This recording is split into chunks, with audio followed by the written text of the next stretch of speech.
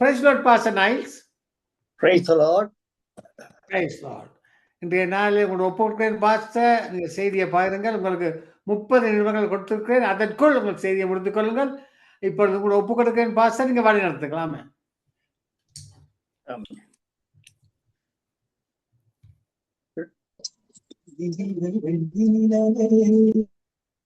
நாங்கள் இயேசுவின் நாமத்தில் வாழ்த்துதல் சொல்லுகிறோம். ஜீவாதி சபையின் சார்பிலும் அது இங்கே ஃபிஞ்ச் அண்ட் மிடில் ஃபீல்டிலே அந்த ஆலயம் இருக்கிறது. இந்த இடத்திலே நாங்கள் ஆராதனை நடத்தி வருகிறோம். இப்பொழுது நாங்கள் நேரடியாகவே செய்திக்கு கடந்து போவோம். நான் இன்றைய தினம் உங்களோடு சொல்ல வருகிற காரியம், ஒரு உணர்ச்சி பூர்வமாக நாங்கள் என்ன காரியத்தை செய்யும் பொழுது எப்படியான விளைவுகள் எங்களுக்கு ஏற்படுகிறது என்பதை நான் இங்கே சொல்ல வருகிறேன். நம்முடைய கோபத்தினால ஏற்படும் விளைவு, நாங்கள் கோபிக்கும் பொழுது எங்களுக்கு பாரிய பிரச்சனைகள் எங்களுக்கு ஏற்படுகிறது, அல்லது விளைவுகள் நஷ்டமாக எங்களுக்கு வருகிறது. இந்த கோபம் என்ற வார்த்தை நாம் எல்லாருமே அனுதினமும் போராடுகிற ஒரு சுபாவம் என்பது நாங்கள் எவருமே அல்லது எல்லாருமே அறிந்திருக்கிறோம், உணர்ந்திருக்கிறோம். மாம்சத்தில் இருக்கிற எல்லாருமே இதை நம்ம வாழ்க்கையில் அனுபவிக்கிறோம், இத்துடன் போராடுகிறோம். கலாத்தியர் 5:19 அங்கே சொல்லப்படி மாம்சத்தின் கிரியைகள் வெளியரங்கமாய் இருக்கின்றன. அவையாவன விபச்சாரம், வேசித்தனம், அசுத்தம், காம விகாரம், விக்கிராராதனை, பில்லி சூனியம், பகைகள், விரோதங்கள், வைராக்கியங்கள், கோபங்கள், சண்டைகள், பிரிவினைகள். இப்படியாக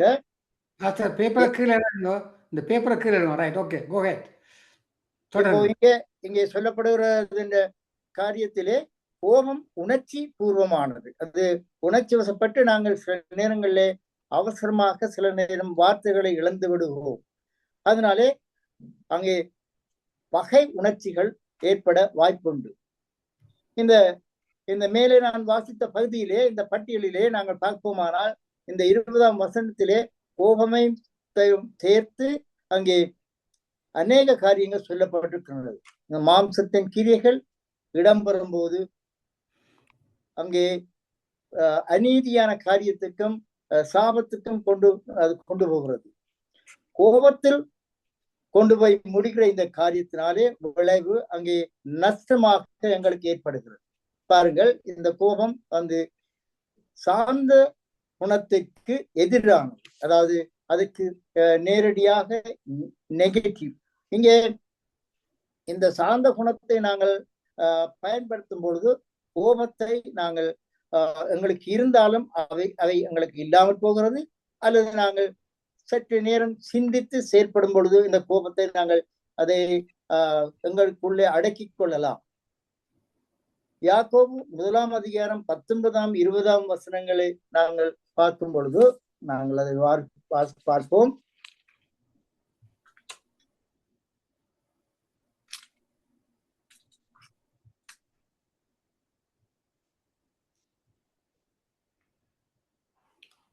ஆகையால் என் பிரியமான சகோதரரே, யாவரும் கேட்பதற்கு தீவிரமாயும் பேசுவதற்கு பொறுமையாகவும் கோபிக்கிறதற்கு தாமதமாயும் இருக்க கடவர்கள்.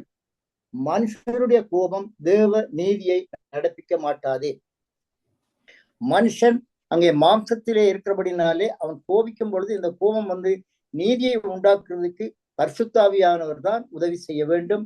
அப்படி உதவி செய்யாத விடத்து அது அங்கே பாவத்தை நாங்கள் சேர்த்துக் கொள்கிறோம். அப்போ சாந்தத்துக்கு நேர் எரிடையான குணம்தான் கோபம் என்று நான் உங்களுக்கு சொல்லியிருந்தேன். அந்த குணம் எல்லாம் அங்கே எங்களை பாதிப்புக்கும் கொண்டு போகிறது என்றும் சொல்லியிருந்தேன். வேதம் இந்த கோபத்தை குறித்து மிகவும் எச்சரிப்பை நமக்கு தருகிறது.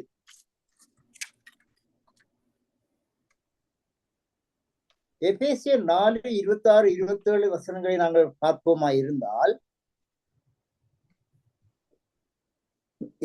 எபேசியர் 4:26-27 கோபம் எங்கே கொண்டு போய் விடும்? நம்முடைய வாழ்க்கையின் பிசாசினுடைய செயல்களுக்கு கதவுகளை திறந்து விடுகிறது. அதாவது நாங்கள் கோபிக்கும் பொழுது நாங்கள் பலவிதமான குற்ற செயல்களையும் செய்துவிட நேரிடும். அது அங்கே காயினுடைய காரியத்தை நாங்கள் பார்க்கும் பொழுது வாழ்க்கையின் முடிவிலே காயின் அங்கே கொலை செய்யப்பட்டான். அப்போ கொலை அங்கே ஆபேலை அவன் கொலை செய்கிறான். காயினுடைய வாழ்க்கையின் முடிவு என்னவென்றால் அவன் கோபத்தை தெரிந்து கொண்டு சாந்தத்தை விட்டு அங்கே கொலைக்காரனாகி விட்டான். இந்த கொலை செய்கிற சுபாவம் பிசாசின் சுபாவம் என வேதம் கூறுகிறது. திருடன் திருடவும் கொல்லவும் அழிக்கவும் வருகிறானே அன்றி வேறு ஒன்றுக்கும் வரான் என இயேசு சொல்கிறார். அப்போ இந்த கொலை செய்கிற சுபாவம் இவனுக்குள் ஏன் வந்திருக்கிறது என்று நீங்கள் கேட்டால், அவன் சாந்தமான ஒரு இருதயத்தை தெரிந்து கொள்ளாமல் கோபத்தை அவன் பொறுத்து கொள்ளாமல் இந்த காரியத்தை செய்து விடுகிறார். ஆனால் எல்லாருக்கும் கோபம் இருக்கு, சிலர் அதை அடக்கிக் கொள்ளுகிறார்கள். கலாத்தியர் 5:21 நாங்கள் பார்க்கிறோமானால் இது ஒரு எச்சரிப்பின் வார்த்தை.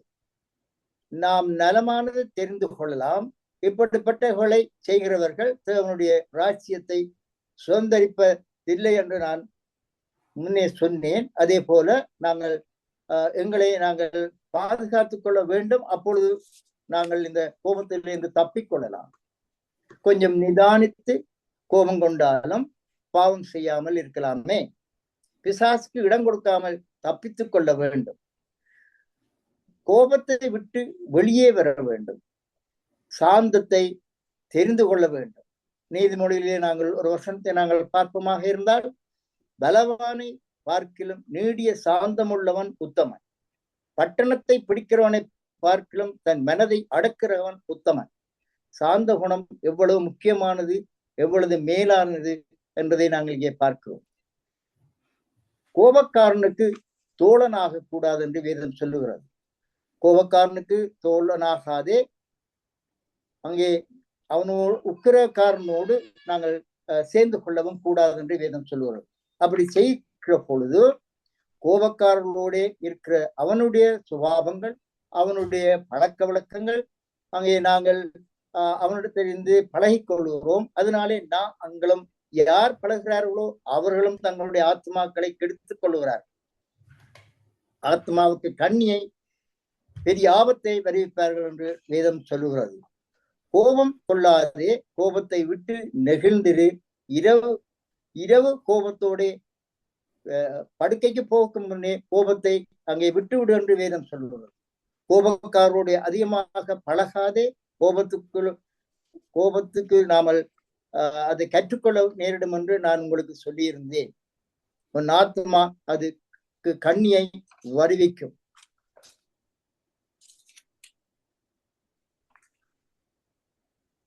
இங்கே துக்கத்தை ஏற்படுத்துவதான ஒரு சம்பவத்தை நாங்கள் பார்க்கலாம். அந்நாள் ஆலயத்துக்கு போய் ஜெபிக்கிறாள். தேவ சமூகத்தில் பாரத்தை அங்கே கொட்டி விடுகிறாள். அப்போ துக்கம் வரும்பொழுது அல்லது கோபம் வரும்பொழுது எங்களுடைய முகத்திலே வேறு விதமான முக பாவனைகள் மாறுகிறது. கோபத்தோட அல்ல, இங்கே துக்கத்தோட இருந்த அந்நாள் துக்கத்தை விட்டு சந்தோஷமாக ஒரு வீட்டுக்கு போகிறார். எங்களுக்கு சில வேளை கோபம் வந்தால் நாங்கள் என்ன செய்கிறோம் என்று தெரியாமல் சில காரியங்களை செய்து விடுகிறோம்.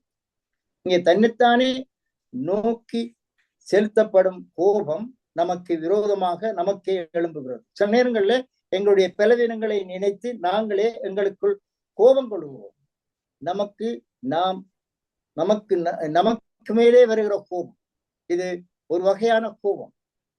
கோபம் வந்த பின் காயின் சண்டை போடவில்லை, வாக்குவாதம் பண்ணவில்லை. அந்த கோபம் முழுவதும் தனக்குள்ளேயே அவன் வைத்தான், அல்லது தனக்குள்ளேயே இருதயத்துக்குள்ளே வைத்தான். அது என்ன கோபம் என்றால், தான் கொடுக்க வந்த காணிக்கை கர்த்தரால் அங்கீகரிக்கப்படவில்லை, ஆனால் என் தம்பியின் காணிக்கை அங்கீகரிக்கப்பட்டது, ஏற்றுக்கொள்ளப்பட்டது. இது அவனுக்கு பிடிக்கவில்லை, அல்லது அவனுக்கு அது வெறுப்பை உண்டாக்கி. என் தம்பி செய்தது போல நான் ஏன் செய்யாமல் போய்விட்டேன், அல்லது தம்பிக்கு கிடைத்த வெற்றி எனக்கு ஏன் கிடைக்கவில்லை?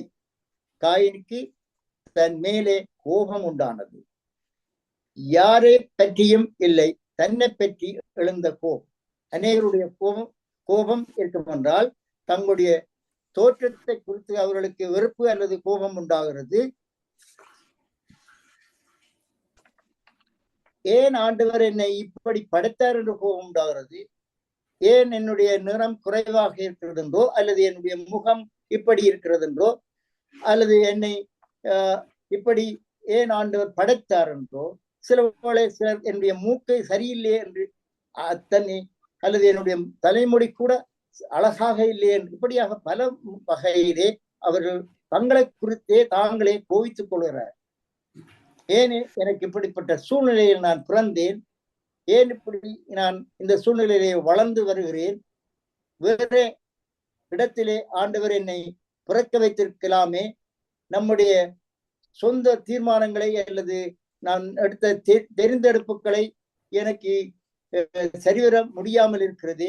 இப்படியா பலவிதமான காரணங்களுக்குள்ளே ஒன்று எங்களுக்கு கோபத்தை உண்டாக்குறது. ஆதியாமம் 37ஆம் அதிகாரம் 28ஆம் வசனத்திலே இப்படி சொல்லப்படுகிறது. அங்கே ஒரு சந்தர்ப்பத்தை ஏசா இழந்து போகிறான்.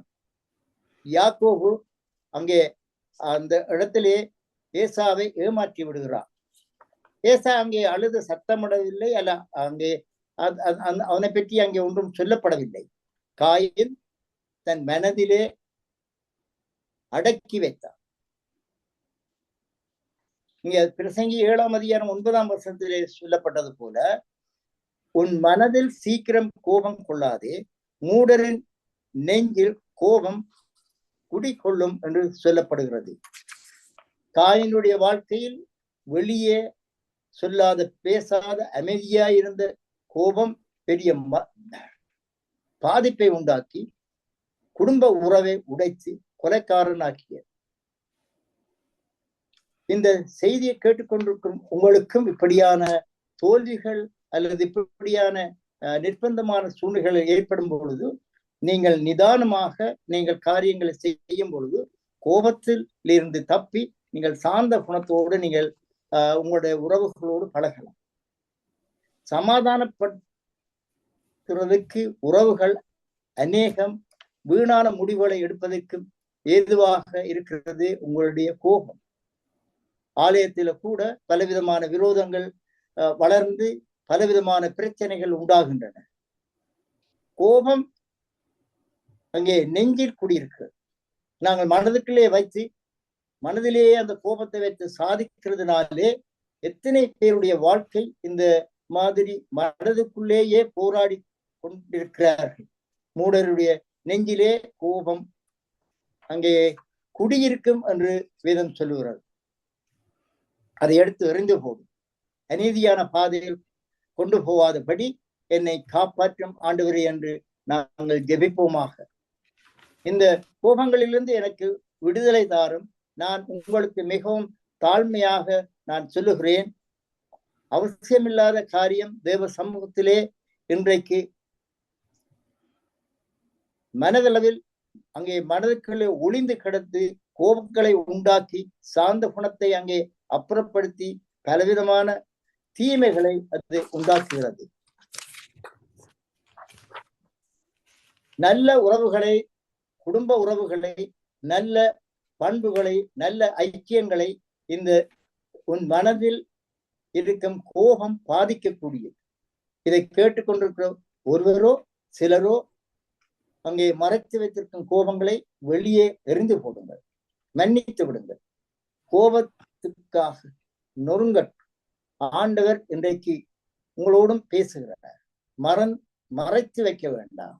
அன்பு சகோதரனே, சகோதரியே, நீ அதை வெளிக்கொண்டு வந்து ஆண்டவருடைய பாதத்திலே நாங்கள் அதை போடுவோமா இருந்தால் ஆண்டவர் அதிலே இருந்து ஒரு விடுதலையை உண்டாக்குவார்.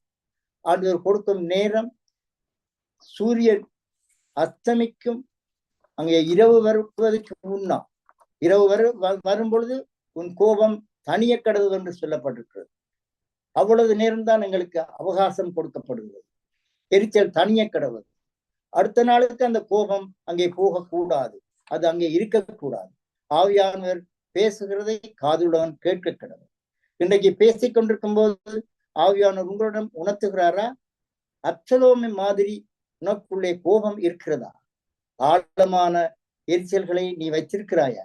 இன்றைக்கு சொல்லுங்கள், ஆண்டவரே, இது என்னை விட்டு எடுத்து போடுகிறேன், உங்க கிருபை தாங்க, நான் மன்னிப்பு விடுகிறேன், மன்னிப்பு கேட்டுக்கொள்கிறேன்.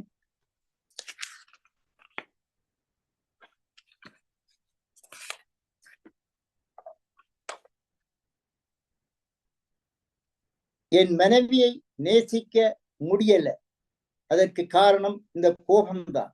என் கணவை நேசிக்க முடியல, என் பிள்ளைகளை நேசிக்க முடியல, என் பெற்றோரை நேசிக்க முடியல. இந்த போராட்டத்தில் இருக்கிற உங்களுக்கு ஒரு பெரிய வார்த்தை, கர்த்தர் தன்னுடைய பரிசுத்தாவினுடைய உதவியோடு கர்த்தர் சுகமாக உங்களை வழிநடத்தி விசுவாசத்தோடு உங்களை நடக்க அங்கே உங்களிடத்திலே அவர் எப்பொழுதுமே ஆயத்தமாக இருக்கிறார். நான் விட்டு கொடுக்கிறதை விட்டு கொடுக்கிறேன். இனிமேல் அந்த கோபம் எனக்கு குடிகொள்ளக்கூடாது. பல ஆண்டுகள் மறைந்திருக்கிற கோபங்களில் இருந்து கர்த்தர் பூரண விடுதலையை கர்த்தர் ஒருவராக ஒரு நிமிடம் கண்களை மூடி வலது கருத்தை உயர்த்தி சொல்லுங்க, இயேசுவே என் இருதயத்தை சுத்திகரியுங்கள்.